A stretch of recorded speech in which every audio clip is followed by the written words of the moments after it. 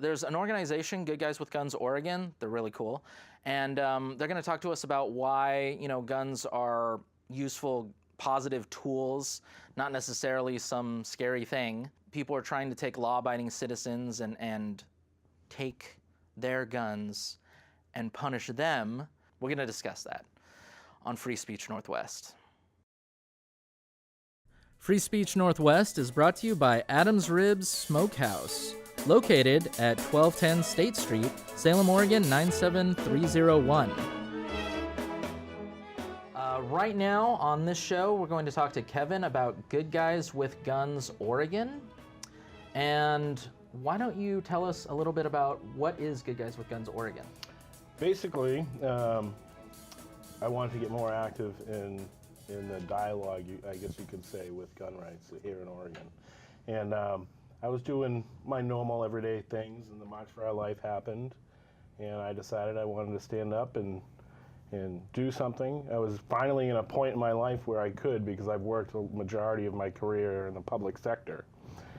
So I stood up off the couch and founded GGWG.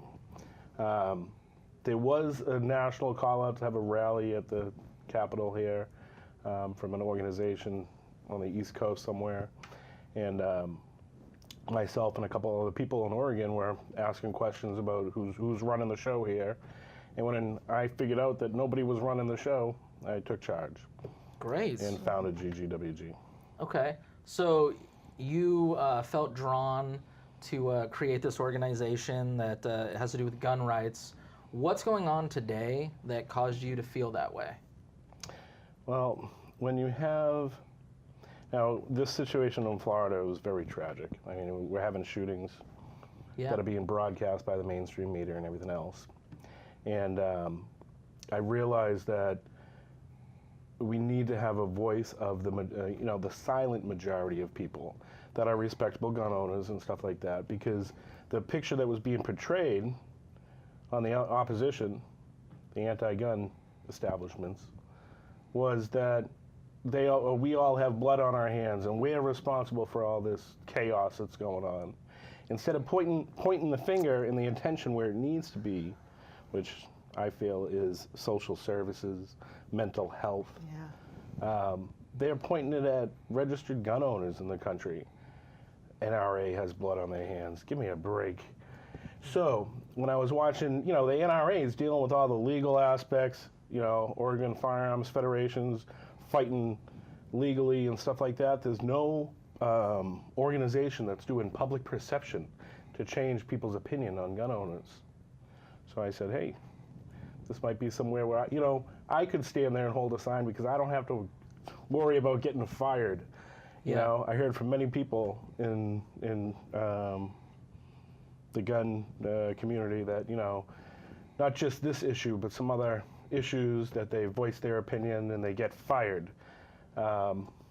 Case in point, a gentleman held a sign and all it said was, Obama go home, and he lost his job on security at the Capitol. So when people are trying to, I guess I drew the line when you're trying to infringe on a constitutional right guaranteed us under the Constitution. And I said, you know what? I'm going to step out of my shell. I'm going to stop typing on Facebook, and I'm going to try to do something about it. You know what I think, as far as this being a constitutional right, I think it's a lot more than a constitutional right. I think as human beings, I think it's just a human right that we get to defend our lives. And if we choose to defend our lives responsibly with a gun, we get to do that. I think the Constitution just, put that into writing. You know what I mean? A God guaranteed right? Yeah, or exactly. An innate right. Yes. I feel exactly the same way. It's an instinctive right of protection. Coming from Massachusetts, I might have learned a little bit more in my elementary classes about the atrocities that happened during the Revolution. And what sparked the revolution, per se. I could throw a snowball at Lexington Green from the house that I lived in. Not literally, but I might as well. It was about a mile down the road. Was that Breeds Hill that everybody said the Battle of Bunker Hill? It was happening at Breeds Hill. That was in Boston. No, I'm talking about Lexington Green. Yeah, okay.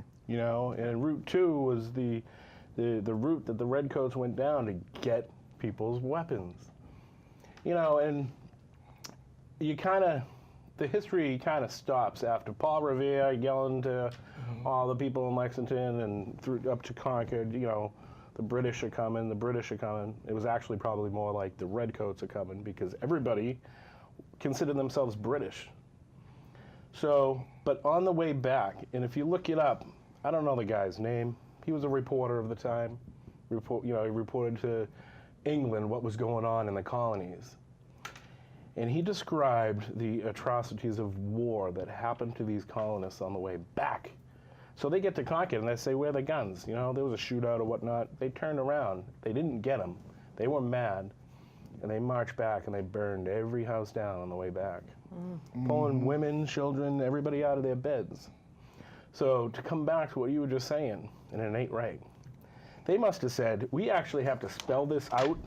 Yeah. We're going to do it because this is never going to happen again. Think about if a police department marched down Main Street here in Salem and ripped everybody out of their beds at night. This is never going to happen again. Never going to happen again. That's what we're talking about. We're talking about a situation where people were trying to take away your guns for control, for tyranny purposes, you know, trying to make sure you didn't have your guns.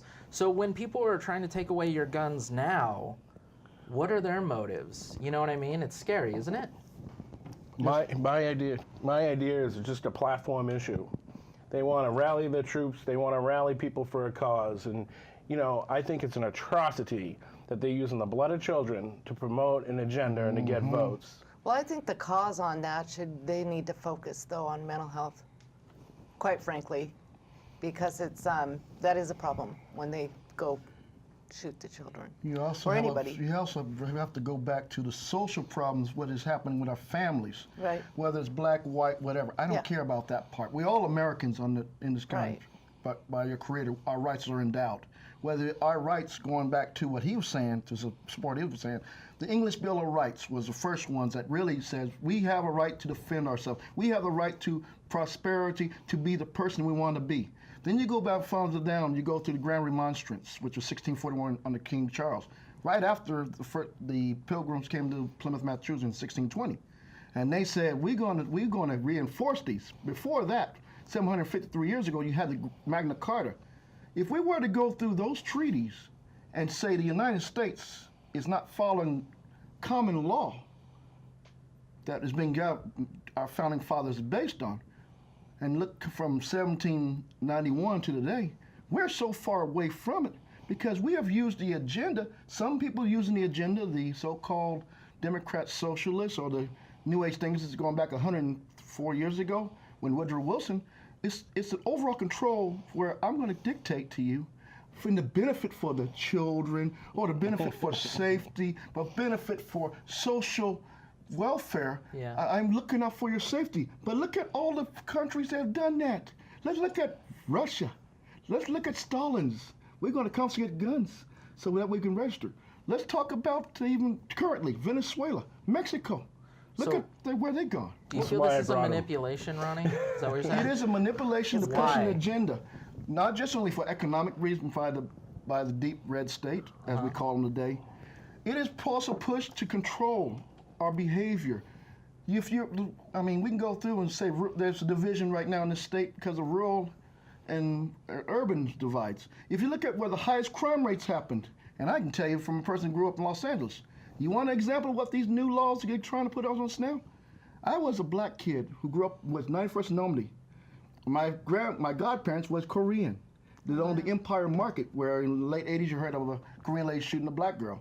That era used to be middle class in 1972 as a 5-year-old kid. Wow. When the Great Society I'm giving you a little history here, under our, what's my boy that passed, Johnson, says we're going to go through, we're going to help everybody up and make welfare and everything else. It was an agenda that basically says, okay, the two-parent family, we're going to go through and put a slight little mark in it, especially we're going to start with the urban communities. There was no drugs in my community. There was gangs. They used to fight physically in 1972, maybe use a knife once in a while. By 1975, they were using 38s and 22s, okay? Our house got broken into. Me and my sister was in the house alone, 6 and 3 years old, 4 years old. My parents went to the Sugar Shack in Manchester and Normandy, which was less than a mile away. But you know, these people used to have confidence to leave the kids in the house, and there was no problem. After that, it changed. And then you had a black mayor, this so-called, we're going to appease, and we're going to help the black communities. Now let's look at Los Angeles. 1972, like I said, 5 years old, majority was the mayor of Los Angeles, third largest city at that time period in the United States. Now, Tom Bradley was the first black mayor in western Mississippi to be elected of a large major city. What has happened? The 77th precinct, LAPD, had their hands tied. They was told not to worry. They advised us. They went through and indirectly says if you wanted a firearm in Los Angeles proper, you had to go register and get permission from the state. Why do I need to get permission from the state to have the inalienable right that has been endowed by my creator? Okay? Right. That's what our founding fathers said. Go back to late 1700s, before the American Revolutionary War. When they had to go Ben Franklin, John Jay, Jefferson might gone to represent the colonies and try to resolve things before the Revolutionary War. They had to go through and take off. They couldn't have no guards. They couldn't have no firearms. They couldn't even have a sword in London. Compared to other colonies, if you was high enough in the hierarchy in the British Empire, oh, your people can have everything they want. This is why they said that we need to make sure that right shall not be infringed. Absolutely. And they said, and I keep hearing the thing, oh, what is a regulated militia? The militia could be me.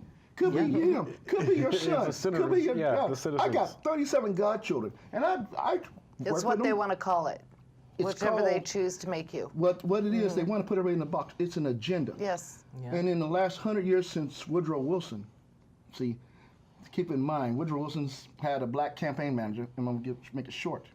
In the process, when Jim Crow laws came in, was under him. Wilson Trout, his campaign manager, cut up. Margaret Sanger came in, the White House, the Ku Klux Klan, the birth of a new nation, you know, all that stuff. Let me tell you something.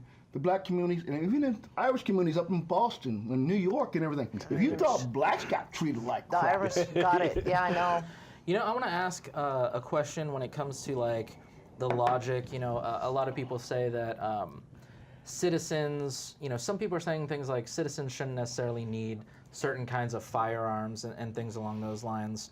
And but it's okay for police, hypothetically. It's like, why, you know, where's the logic in that? Like, why would a police officer need certain kinds of guns and then a citizen not need it? Would they potentially need it for the same sort of threat that a citizen would need a gun for, and then a citizen is supposed to wait for maybe a 20-minute time frame For them to arrive, for yeah. a police officer to Yeah, arrive? I mean, I was a police officer in Waltham, Massachusetts. I did the anti-gang program for. I actually flew out to Portland to be trained as a school resource officer in 2006. But we can't be everywhere at once. And you know what I like to think about? When we had a community of 130,000 people, pretty big, Brandeis University, Bentley College, just 15 minutes outside of Boston. On a last half shift from midnight to 8 in the morning, there could be, I don't know, 4 or 5 officers on the street, patrolling an area. You know, it's 9 square miles. We're a little bit more packed in back east. But that's not, you know, that's not enough to be able to protect the city from a threat. If the poop hit the fan, you have to call in resources and stuff like that. So what's the response time? Yeah. They began training police officers because we were initially trained, you show up to an active shooting, you secure the perimeter and you wait for SWAT. Because SWAT was big in the 90s from Los Angeles. Yep. But then they realized with the, you know, Columbine and the school shootings, we need to have an entry team. And you know what that is? It's the street patrol officers doing a 4-man team and going in the building and ending the threat. Now, gun-free zones. You know, we have lots of people that have scanners and stuff like that. And I'm not saying these it should be vigilante justice, but let's be realistic in the response time. 5 minutes, a lot can happen in 5 minutes. Ask anybody that's ever been in a life and death situation. 10 seconds can feel like 10 minutes. Yeah, no kidding. We focus too much on hunting as a reason to have weapons, or at least the opposition does. Oh, what do you need to hunt with that style of a rifle for? And we don't give enough. attention to the fact that our citizenry needs to be just as powerful as our government. Oh, yeah. Because voting, yes, but we have seen throughout history, and history major over here knows what I'm talking about. We have seen throughout history where governments can turn. We should be in a position where, you know, Where the majority rules. yeah, well, Yes. 250 years ago, 241 to be exact, they're outlining rights for the Constitution. If they were to write that thing today, they'd probably be saying, hey, you have a right to clean air, you know? Stuff like that. Innate rights as human beings. We should be giving more rights to the people. Yeah, it's To true. Why are we going backwards? Why are we going back to 1600s?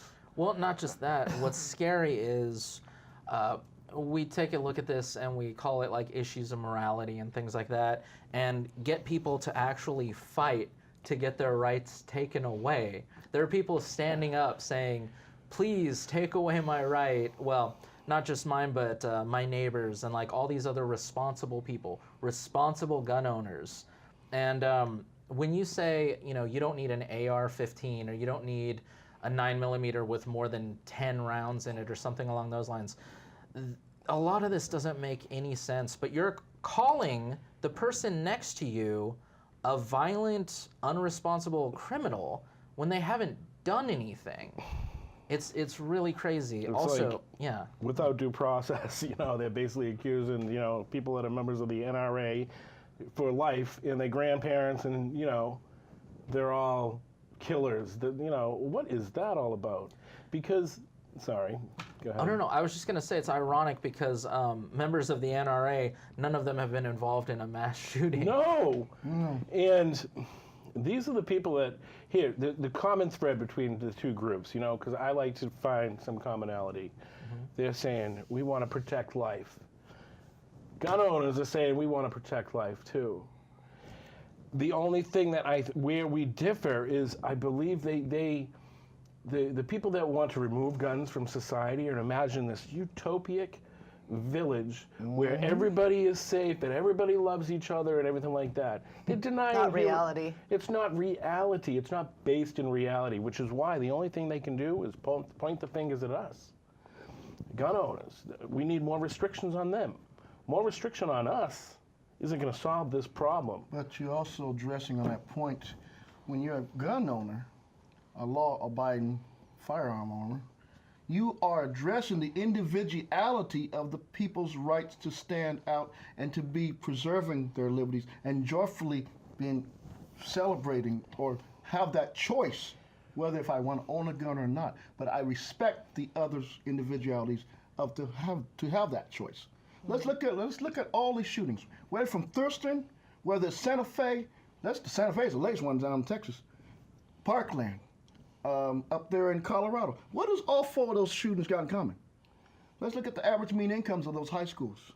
Some of the most richest high schools in the state. Didn't something just happen this morning as well? In the news agency, yeah. Yeah. Yes. Here's something else you got to relate. Well, let's look at the situation. The parents are well-to-do, 130,000 plus income people, or better. Number three, the situation in Sandy Hook. The parents were well-to-do. In Connecticut, one of the richest states in the country per capita.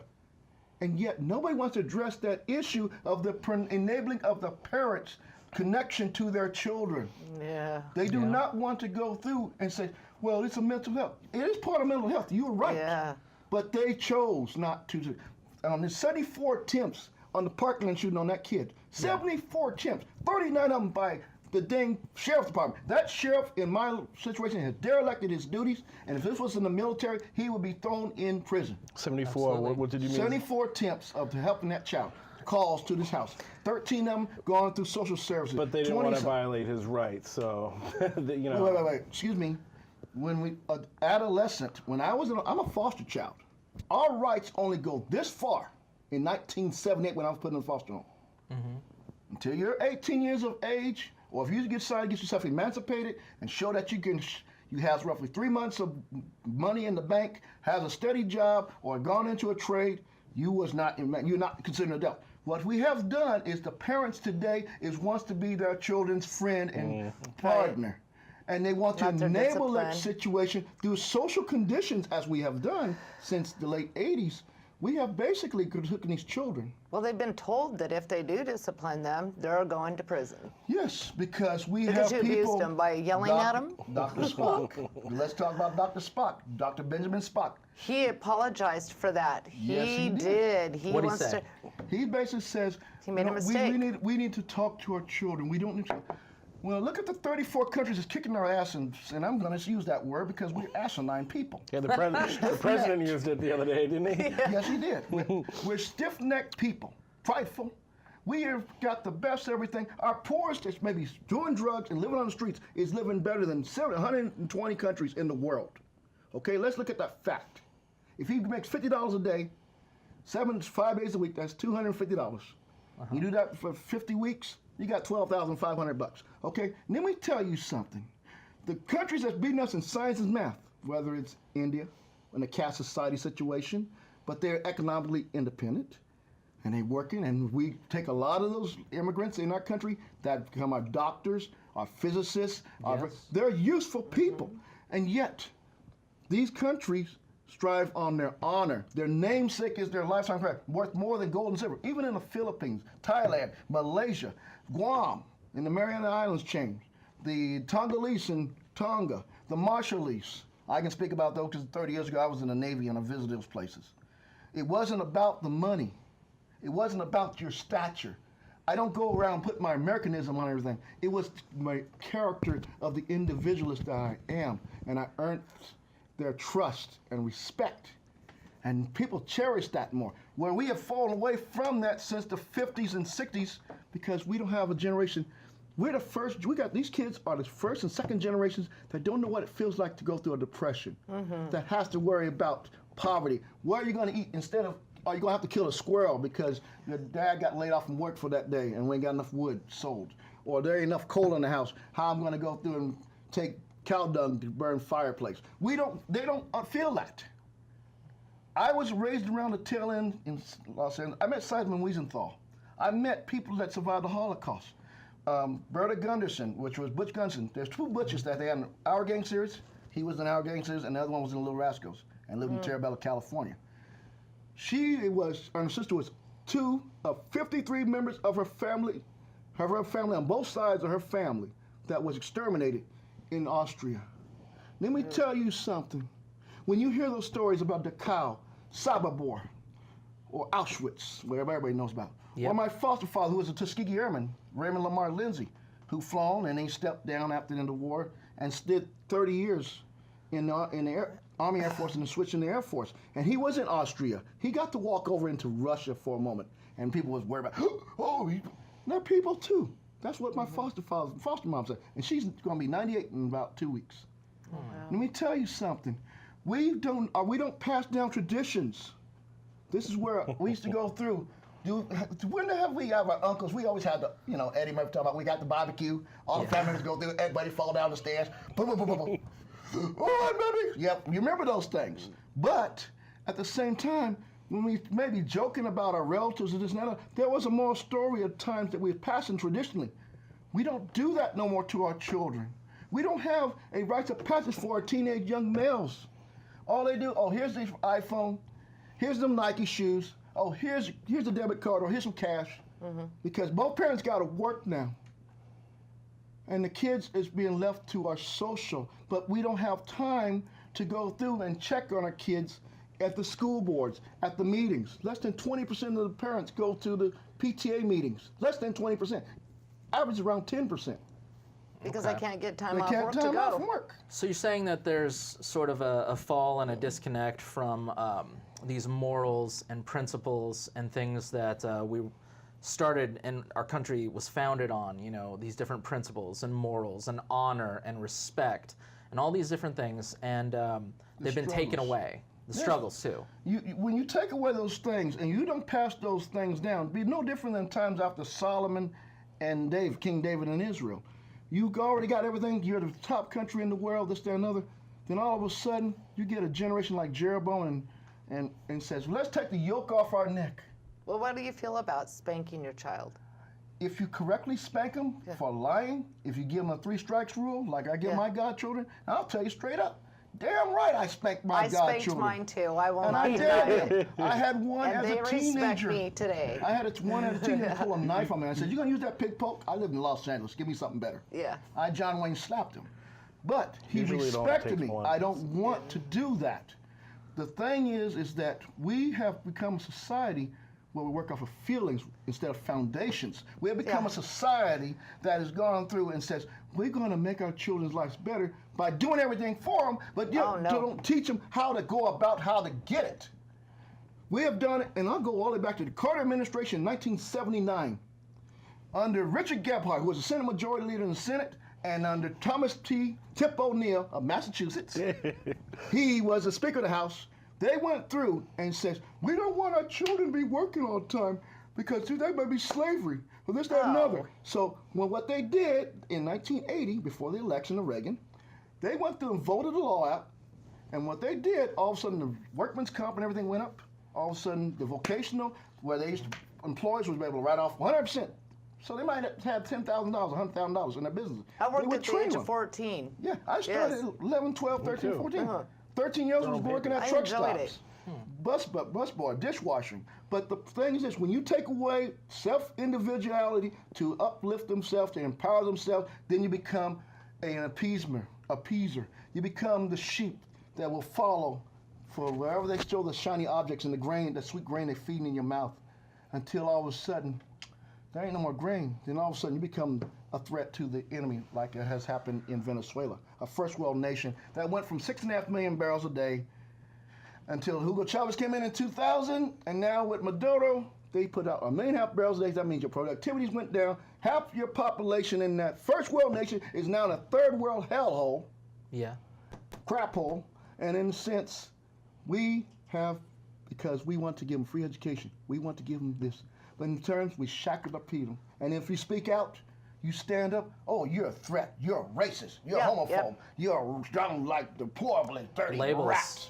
Yeah. All right, you know, this has been a very fast episode. We're almost to the end. I want to double check with you, Kevin, about Good Guys with Guns Oregon. Like, is there anything else you'd like to tell us about your organization and how people can join and where they can go? Yes, I mean, they can go to ggwg.us. Is that how we say it? .us, the website, and we have information on. We started off as a Facebook group. We filed for incorporation in April as a nonprofit. Okay, so if you're in the Northwest, you can find GGWG Oregon on Facebook? Yeah, it's on Facebook. There's also a page that links some of the national groups, because we do have one in California, Texas, smaller, but it's 3 months old. Texas, Maryland, not Maryland, I'm sorry, North Carolina, Massachusetts. Yes. But we're just standing for individual rights, because I think that's what's missing. Individual responsibility and individual rights go kind of hand in hand. Absolutely. So that's what we kind of want to. All right, great. Thank you. Well, thank you very much.